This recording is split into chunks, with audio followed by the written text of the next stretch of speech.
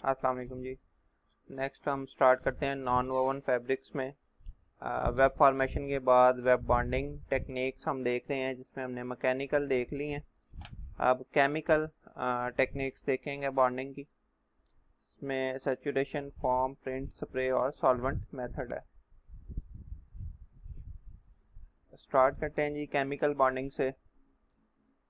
Chemical bonding होती क्या, सबसे पहले देखते हैं। It is a treating complete or isolated portions of bat with the bonding agent। ठीक है जी। Most important binders are lattices, also called latexes of emulsion polymers, fine dispersions of specific polymers in water। ठीक है, तो ये एक whitish से milky fluid होते हैं जिसमें प्रोटीन, स्टार्च या अल्कलॉइड्स होते हैं। ठीक है, जिनको लेटिसेस कहते हैं। ठीक है, इसको आप यूज़ करते हैं केमिकल बॉन्डिंग के लिए। और इसमें कुछ सिंथेटिक लेटिसेस भी हैं जो एक्रेलिक और विनाइल एसीटेट से लिए गए होते हैं। Bonding agents must wet the fibres. अब इसमें जो बॉन्डिंग एजेंट है, जो भी आप लें, उसको फाइबर्स को वेट करना है। ठीक है, तो वेट करेगा तो वो बाइंड करेंगे आपस में। Next stage is to dry the latex by evaporating the aqueous component. अब ये जो लेटेक्स होता है, इसके अंदर एक्वस कंपोनेंट भी होता है। तो जब नेक्स्ट स्टेज पे हम इसको ड्राई करते हैं तो एक्वस कंपोनेंट इवेपोरेट हो जाता है और बाकी जो है वो मटेरियल रह जाता है और बॉन्डिंग हो जाती है।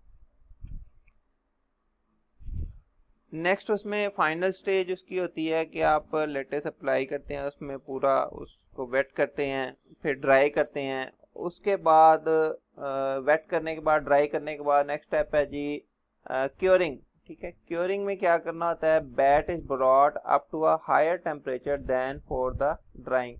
अब ड्राइंग एक खास टेम्परेचर पे, फॉर एग्जांपल मैंने ड्राइंग की है से 100 सेंटीग्रेड पे मैंने ड्राई किया है उसको, वाटर जो है या एक्वस सोल्यूशन में एवेपोरेट हो जाए। अब मैंने उसके बाद इससे टेम्परेचर और रेज करूंगा ताकि उसकी क्योरिंग हो जाए। ठीक है, क्योरिंग में क्या होगा जी, to develop cross links inside and between the polymer particles. अब जो हमारा पॉलीमर है उनके दरमियान में जो क्रॉस लिंकिंग है वो डेवलप हो जाए। ठीक है, उसको क्योरिंग के ज़रिए किया जाता है। जब क्रॉस लिंकिंग हो जाएगी, उसके बाद जब टेम्परेचर डाउन कर देंगे तो उसके बाद ओपनिंग नहीं होगी हमारी। ठीक है, to develop good cohesive strength in the binder film. ये क्रॉस लिंकिंग का आगे फर्दर पॉइंट है।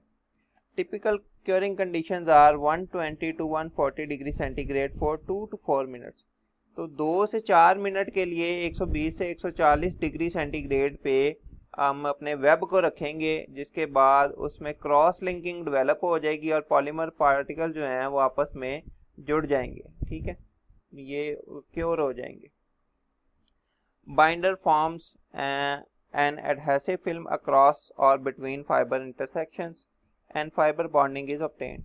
तो जो बाइंडर होता है, जो उसके ऊपर अप्लाई किया गया होता है, वो फाइबर्स के साथ इंटरसेक्ट करके एक क्रॉस लिंकिंग तैयार कर देता है, फिल्म बना देता है उसके ऊपर, जिससे फाइबर्स की बॉन्डिंग हो जाती है। तो सबसे पहले है जी केमिकल बॉन्डिंग में saturation bonding. Saturation bonding wets the whole batt with bonding agents. Complete जो बैट होता है उसको वेट किया जाता है, गीला किया जाता है बॉन्डिंग एजेंट से। ठीक है, it is not suitable for flash spun और मेल्ट ब्लोन बैट्स। ये फ्लैश स्पन और मेल्ट ब्लोन बैट्स के लिए ठीक नहीं होता। क्यों? क्योंकि ये डैमेज कर देता है, it can damage fine fibres. Flash spun में और मेल्ट ब्लोन में बहुत फाइन फाइबर्स यूज होते हैं। ठीक है, जबकि जो स्पन मेल्ट होता है, फर्स्ट मेथड जो था, वो उसके लिए इसको हम यूज कर सकते हैं। To saturate the batt, it is carried under the surface of the bonding agent. जो बॉन्डिंग एजेंट है उसके बीच में से डिप करके गुजारा जाता है बैट को। वो अभी आपको मैं फिगर के जरिए दिखाता हूँ। Bat thickness is reduced by liquid action and squeezing rollers. अब जब बैट को बीच में से लिक्विड में से गुजारा जाएगा और उसके बाद उसको स्क्वीज किया जाएगा तो बैट की जो थिकनेस होती है वो कम हो जाती है। Saturation bonded fabrics are generally compact and relatively thin. इस मेथड से जो फैब्रिक्स नॉन वूवन फैब्रिक्स तैयार किए जाते हैं वो जनरली कंपैक्ट होते हैं और थिन होते हैं। तो ये लाइन डायग्राम में आप देख सकते हैं कि ये बाथ है, एक बाथ टब है जिसके अंदर बाइंडर मौजूद है, कोई भी केमिकल एजेंट है जो बॉन्डिंग करवा सकता है, से ग्लू है। तो अनइम्प्रिग्नेटेड फैब्रिक या सिंपल बैट जो है जिसके ऊपर कोई लिक्विड या कोई बॉन्डिंग अभी अप्लाई नहीं हुई, उसको हम रोलर के थ्रू इस बाथ में से गुजारेंगे। ये डिप हो जाएगा, टोटली वेट हो जाएगा, उसके बाद इसको हम बाहर निकालेंगे और ये दो जो स्क्वीज रोलर हैं, ठीक है, ये स्क्वीजिंग कर रहे हैं, ये इसकी स्क्वीजिंग करके एक्स्ट्रा जो लिक्विड होगा उसको वापस नीचे निकाल देंगे, गिरा देंगे। ठीक है, तो इस तरह से केमिकल बॉन्डिंग का प्रोसेस परफॉर्म होगा। Drawing is done by passing the web over the permeable conveyor. इसके बाद ये जो वेब होती है इसको एक कन्वेयर के ऊपर से गुजारा जाता है, उस कन्वेयर के ऊपर जी hot air is blown at the top and bottom surfaces. Conveyor के ऊपर टॉप और बॉटम सर्फेसिस पे हॉट एयर ब्लो करवाई जाती है जिसकी वजह से इसको ड्राई किया जाता है। बाइंडर माइग्रेशन प्रॉब्लम, इसमें एक प्रॉब्लम होती है सैचुरेशन बॉन्डिंग में कि जो हॉट एयर होती है, hot air only penetrates immediately surfaces, drying is confined to this area. अच्छा, hot air only penetrates immediate surfaces, जो सबसे पहले वेब की सरफेस हॉट एयर के साथ कांटेक्ट में आती है वो जो होती है हॉट एयर के ज़रिए ड्राई हो जाती है। ठीक है, अब जो अंदर वाली सरफेस है वो ड्राई नहीं होती, इनर लेयर रिमेन्स वेट। बाहर वाली सरफेस ड्राई हो जाती है, अंदर वाली वैसे ही वेट रहती है, जिसकी वजह से क्या होता है, liquid wicks from wet to dry area. जो लिक्विड है वो अंदर वाली वेट सरफेस से बाहर वाली ड्राई सरफेस की तरफ मूव करता है, कैरिंग बाइंडर पार्टिकल्स अलोंग, और अपने साथ बाइंडर के पार्टिकल्स को भी लेके आता है। ठीक है, इसकी वजह से इसमें फॉल्ट्स आने के चांसेस होते हैं। इसका सोल्यूशन क्या होता है, only one air stream is used to blow down and through the fabric. तो एक ही एयर स्ट्रीम यूज की जाती है, ठीक है, दो ऊपर नीचे से या ज़्यादा एयर स्ट्रीम्स यूज़ नहीं करेंगे। ठीक है, और एक एयर स्ट्रीम यूज़ करने की वजह से ये जो प्रॉब्लम है ये उसमें हमारे वेब में नहीं आएंगी। ठीक है, नेक्स्ट है जी केमिकल बॉन्डिंग में foam bonding. Application of chemicals as a foam was developed as a means of using less water during application. ये फॉर्म बॉन्डिंग इसलिए यूज की जाती है ताकि पानी की मिकदार को कम यूज किया जा सके। फॉर्म बना के वो इसके ऊपर हम अप्लाई करते हैं। Binder solution and a measured volume of air are pass continuously through a driven turbine. एक टरबाइन के अंदर एक मेजर्ड वॉल्यूम ऑफ एयर लिया जाता है और बाइंडर सोल्यूशन लिया जाता है। ठीक है, उसको हम मिक्स करते हैं। टरबाइन क्या करती है, which beats the two components into a consistent form. वो इन दोनों कंपोनेंट्स को मिक्स करेगी, बीट करेगी, तो एक फॉर्म आ जाएगी हमारे पास। ठीक है, ये देखें, अब ये फॉर्म को क्या करना है, foam is then delivered to a horizontal nip of the impregnated roller. अब ये जो रोलर हैं दो, ठीक है, इनकी ये जो सेंटर पॉइंट है इसको निप कहा जाता है। यहाँ पे फॉर्म प्रोवाइड किया जाता है, अप्लाई किया जाता है। Form delivery has to be ट्रैवर्स्ड।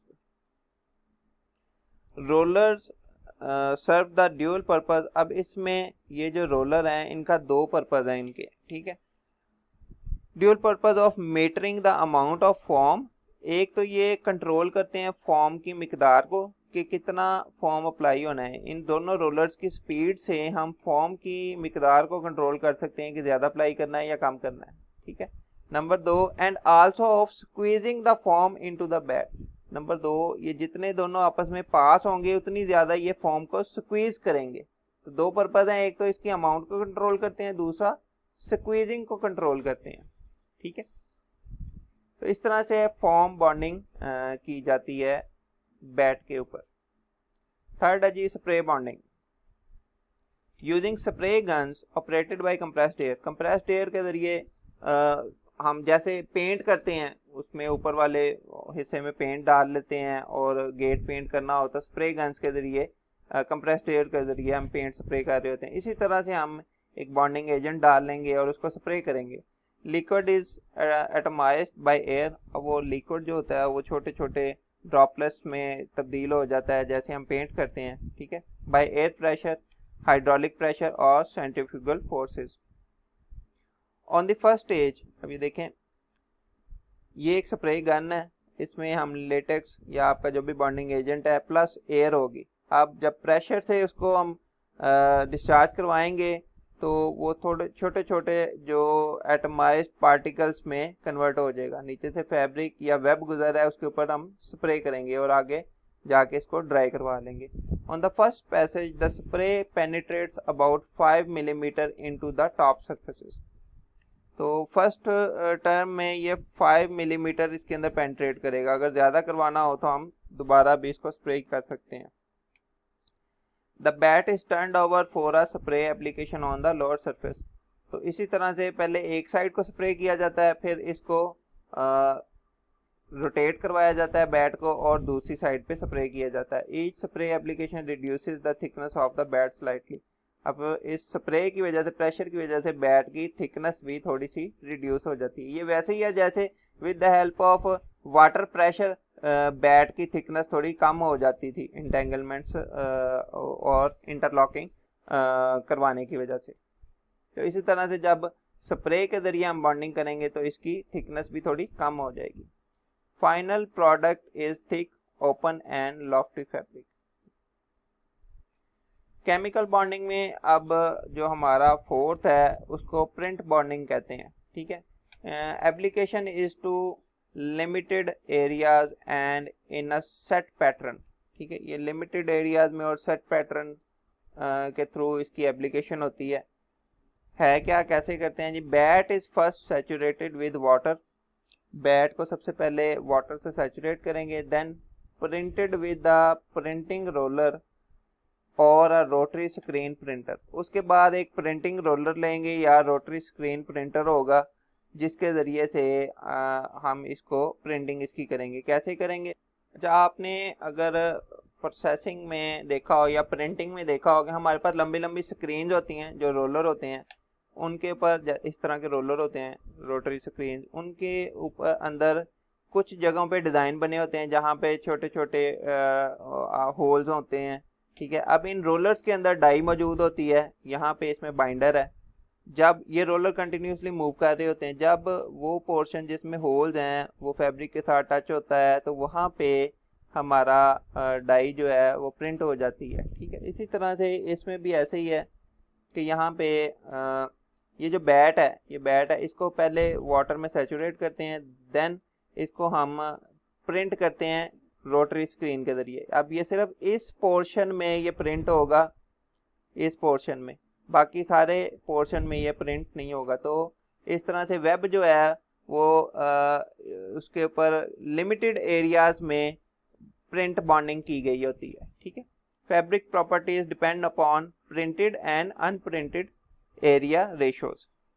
तो कुछ जगहों पे प्रिंटिंग होगी, बॉन्डिंग होगी, कुछ जगहों पे नहीं हुई होगी। तो फैब्रिक की प्रॉपर्टीज भी उसी तरह वेरी करेंगी। Fabrics are much softer in feel and flexible. इस तरह से जो फैब्रिक बनते हैं बड़े सॉफ्ट और फ्लेक्सिबल होते हैं। नेक्स्ट है जी solvent solution bonding. Solvent bonding involves softening or partially solvating fiber surfaces with an appropriate chemical to provide self-bonding bonded fibers at the crossover points। अच्छा, इसमें सॉल्वेंट यूज किए जाते हैं और सॉल्वेंट इस तरह से होते हैं कि वो जी इंटरेक्शंस क्रिएट कर देते हैं फाइबर्स के दरमियान, ठीक है। फाइबर्स के दरमियान वो इंटरेक्शंस क्रिएट करते हैं और जिसकी वजह से फाइबर्स की आपस में बॉन्डिंग हो जाती है।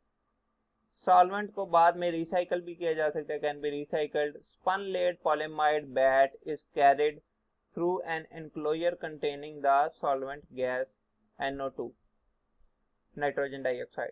अब ये स्पन लेड जो होता है हमारे पास वेब, ठीक है, जो फर्स्ट कैटेगरी थी हमारी, उसके अंदर उसको हम एक एनक्लोजर से गुजार सकते हैं जिसमें NO2 होती है, जिसकी वजह से वो उसे सॉफ्टन्स कर देती है उसकी स्किन को, फिलामेंट्स की और आपस में उनकी बॉन्डिंग करा देती है। Solvent is washed from the fabric with water.